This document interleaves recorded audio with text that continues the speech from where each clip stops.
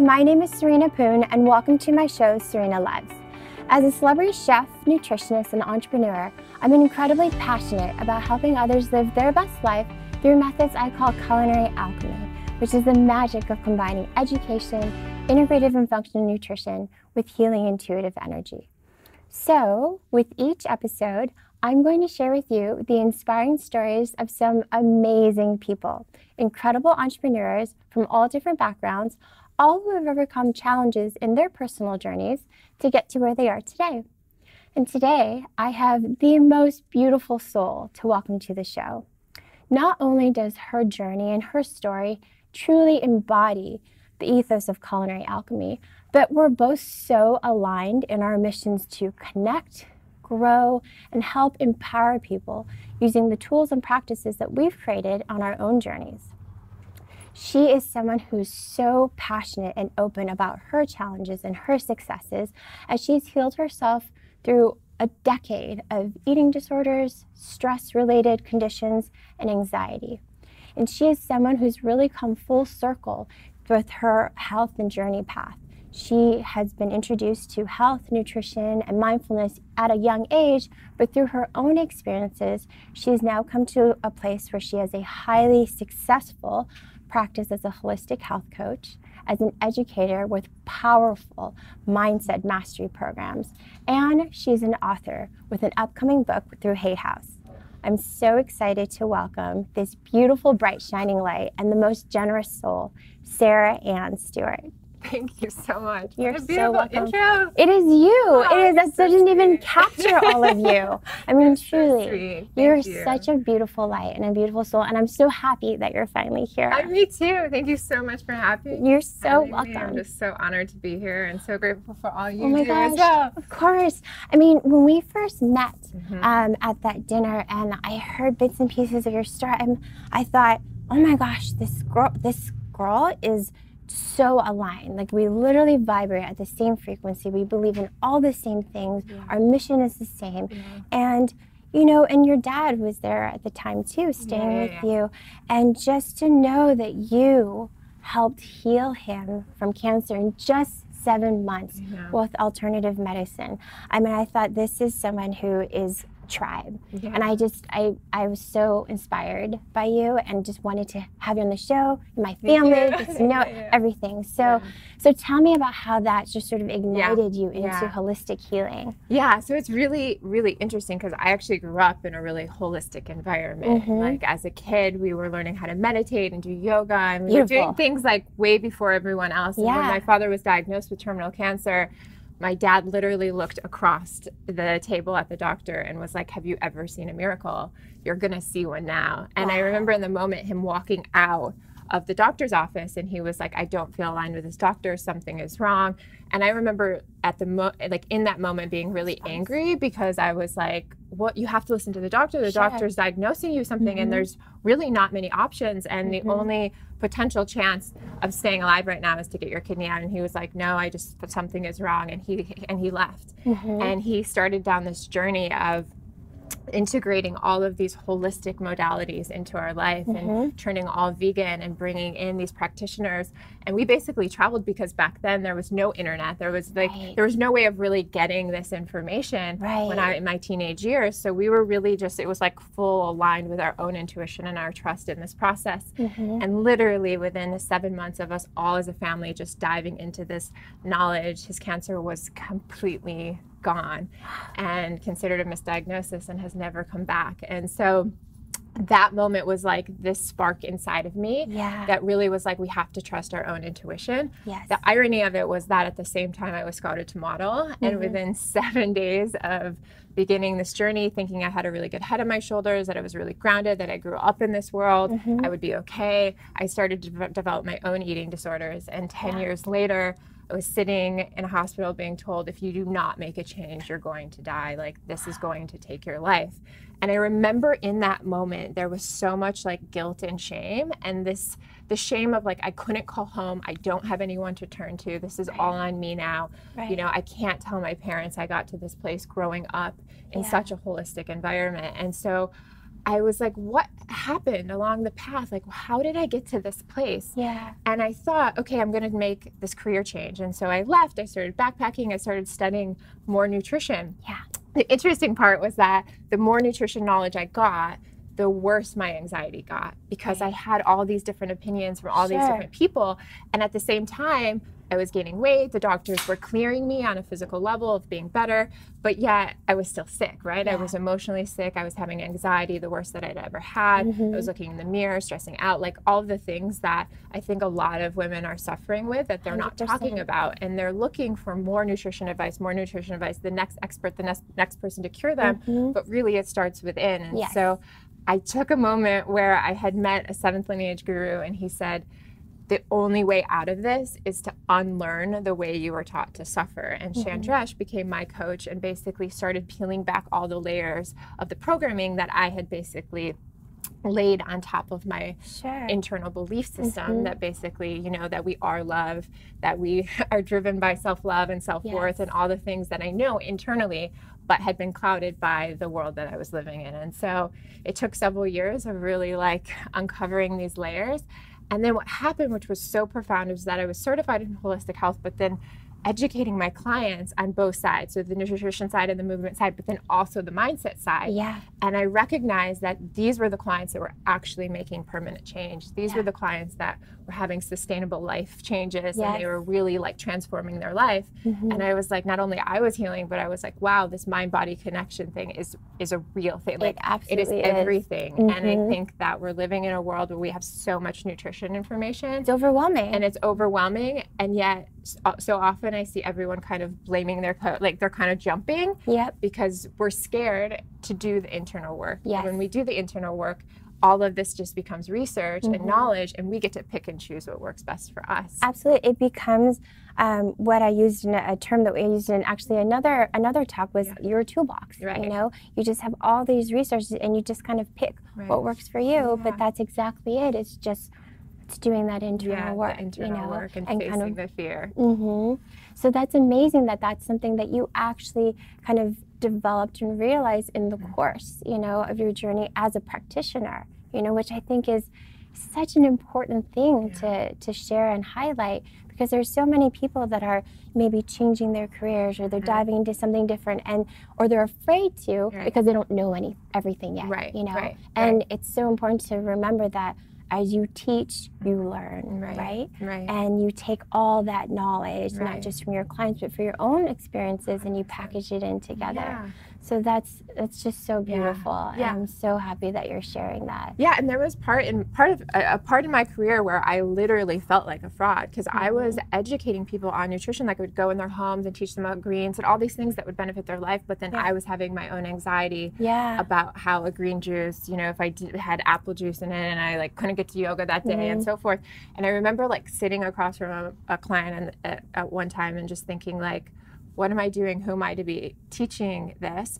But I'm so grateful that I continue to, and I'm so grateful that I worked through it, because you know, none of us are actually ready, right? And it takes that transition, and as we grow, our practice changes, and as we grow, our careers change, and what we teach about and what we educate, and so I think it's a really valuable lesson wherever you are in your process of entrepreneurship. Like, things will change as you evolve as a human as well. It's so true, because you know, when I went to culinary school obviously because I wanted to learn the healing arts to help heal as well, because of my parents' journey with cancer. And when I came out, I was sort of just regurgitating that too. You know, I was a chef and catering and a private chef and adding the nutrition because that's what I did.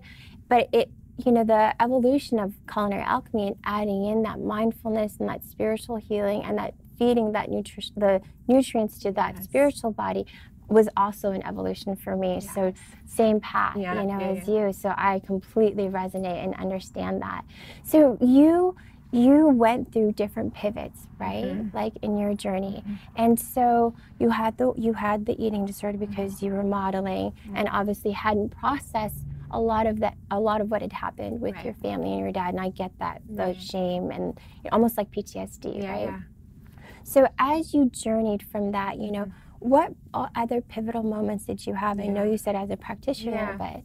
Yeah, so one of the most pivotal moments I had was I was in Jamaica. I was traveling. I got in a very serious car accident. Oh. The car flipped over, and I remember broken ribs, being transferred from hospital, and I remember like in the hospital, the final hospital, like laying there and looking back on my life. And I'm like, at the end of my life, like I am not going to be worried about the 5 extra pounds on my body or be stressing about like those are not going to be the things that I care about. Like the things that I care about is like, have I made an impact in other people's lives? Am I living a life of integrity and authenticity? Like, am I living my highest calling? Like those were the things that came up. And I think that sometimes it takes that deep place of like, where your life is actually confronted. And for a moment I was like, am I going to make it through tonight? To really have that awareness shift where you're like, am I living my life in integrity? Am I living a life that I would look back on and say, wow, I used this gift and I used my body as this gift to really have an experience where not only am I living from a place of joy, but I'm impacting other people. And I have a strong belief that we are like gifted this physical body for whatever the mission or the divine purpose that we're supposed to be living is. And I think when we start to compare ourselves, and it's very normal, and of course it's programming from the media and society and so forth, but I think at the core of who we are, we were born into this body for a reason, and it's giving us the gifts that we get to share and do and experience in this lifetime. And I think when we start to have those simple mindset shifts of like, you know, I wish that I could have, you know, different, you know, these different expressions of the physical to the actual gratitude of the physical, that's when like our lives really transform for the higher. It's so true. And you know, that's something that I also share with clients too. It's that grounding sort of place of gratitude when you have a true sense of appreciation for your physical body and how amazing it is, what a completely perfect machine, you know, our physical bodies are, and that we have the ability to heal ourselves. It's all right here. And when people kind of connect with that, it's expansive, right? It's incredible. So are there certain, like, you know, practices and tools, maybe rituals that you do on a daily basis? Yeah. So one of the things that I always connect with when I'm trying to make a decision that isn't instant intuition, right? Where you just know what food to grab from the fridge, or like, you know, I think as you build your intuition muscle, those things just become easier, and it's very seamless, and you don't have to actually overthink things. I always connect to my heart over my mind. And I always connect because I believe that our mind is just basically an accumulation of everyone else's stories and the media and social conditioning and so forth. And I go straight to the heart and I ask, am I acting from a place of self-love or self-sabotage? And I think right now in the media, there's a lot of stuff around like, oh, I love myself, so I'm going to behave in certain ways. And only you have that intuition. Only you know what you're actually doing. Is it from a place of self-love or self-sabotage? And so I think that that's one of the most profound questions we can ask ourselves every single moment is like, am I acting in this way because I love myself, because I have this higher vision? And I believe that when we connect to our why, the why of what we're doing, the why we're on this planet, we literally want to be alive. Like we are going to do everything we can to take care of this sacred physical being because we want to stick around, right? And I always like, when you have that vision of what you want in your life, and like, why would you not take care of your physical body? And then it doesn't become so much about like calories in and calories out. It's like, is this food nourishing? Is this movement making me feel joyful and alive? Like, am I sleeping? Am I meditating? The very simple things that we know are the reasons why people stay healthy. And we've become so disconnected from the things that are simple that actually prove to be the most profound in our long-term well-being.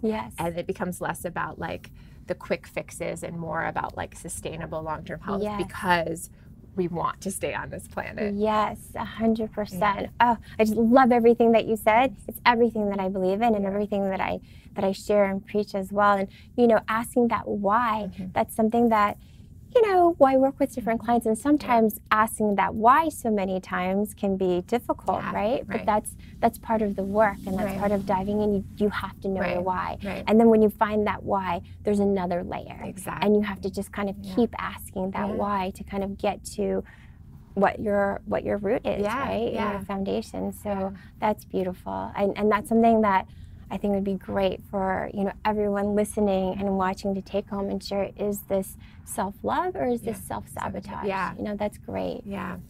It's beautiful. So So you have been working on a book that I really, really want to talk about because I'm so proud of you and I think it's incredible. So share with us a little bit about, you know, like a sneak peek. What that book is.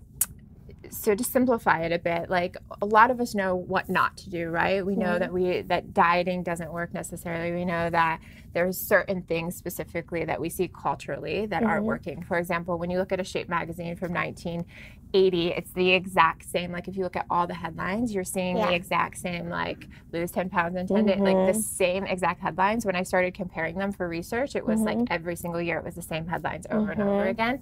And so a lot of us have been taught, you know, when we kind of know what not to do, but we don't know what to do instead, and we don't know the belief systems to really empower ourselves from a place of well-being and truth. And so my deepest goal is to not prescribe anything, but to help people find that truth again, to be able to help them find that intuition inside of them that says, I know how to be an advocate for my health. I know if I'm talking to a doctor and I only have 30 seconds, like to trust in my ability to know if this is aligned for me.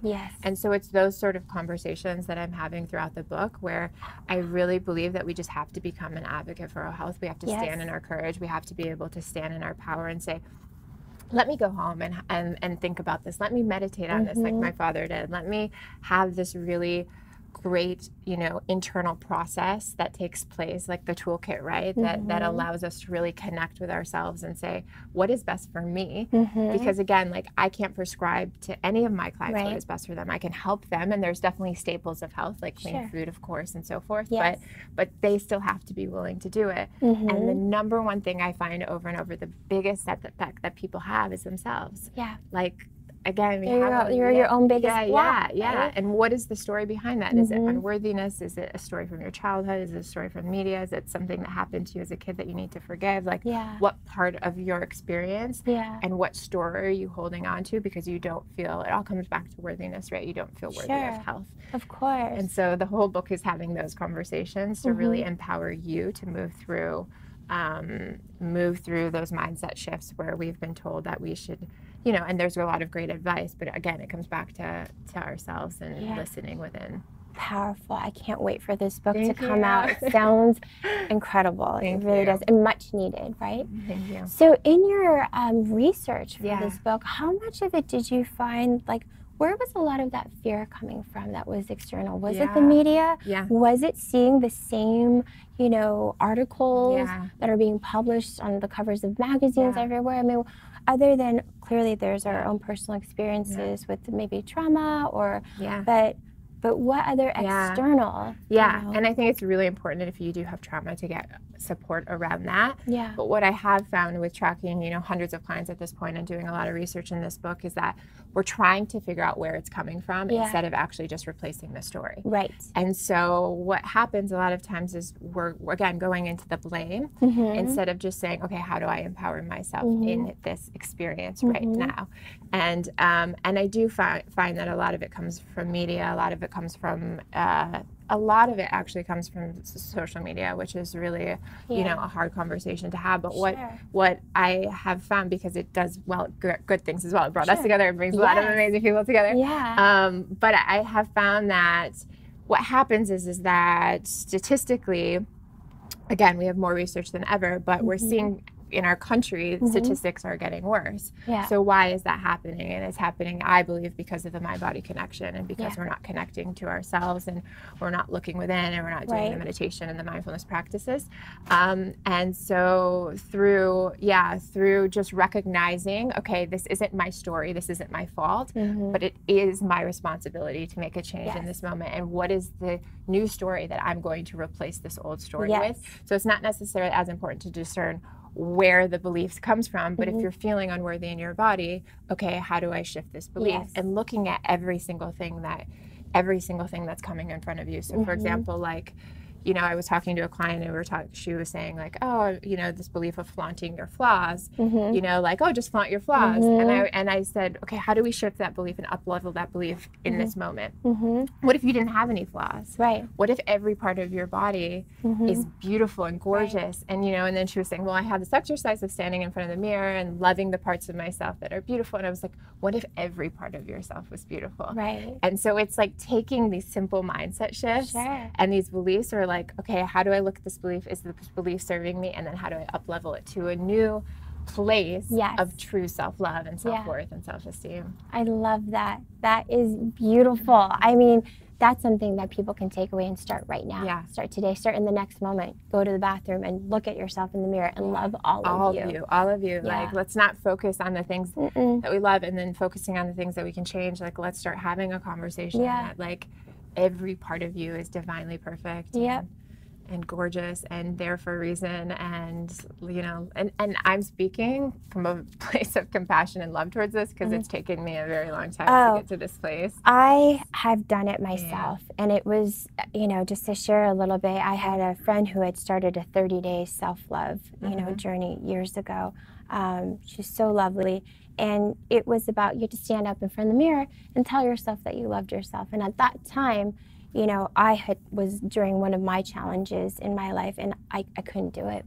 I would break down and cry, you know, and then I had to pivot from that. When I finally kind of got that under my belt a little bit, then I had to stand in front of the mirror and tell myself that I was beautiful, and I had to do it naked, you know, and I couldn't do it. You know, it was really hard. And now I can come to a place, I mean, I don't do it all the time now, but I could, you know, if I needed to. So it's definitely a journey. And I think it's so important that you highlight that it is. It's a journey, and it's for each one of us, you know, it takes time to get there. So no matter how hard it is at first, right? Like, stick to it. And the self-love is in you, and it's never changing, but our interactions with the world makes it feel like it is. Right. And so it's, you know, I just went through this. I got my breast implants out after having them for 10 years, and I share my story, and I went through that experience of having to stand in front of the mirror and really fall back in love with myself, and literally, like you said, the toolkit, like pull every resource I had to move through this experience. And even though I teach this, it was very, very challenging for me. And so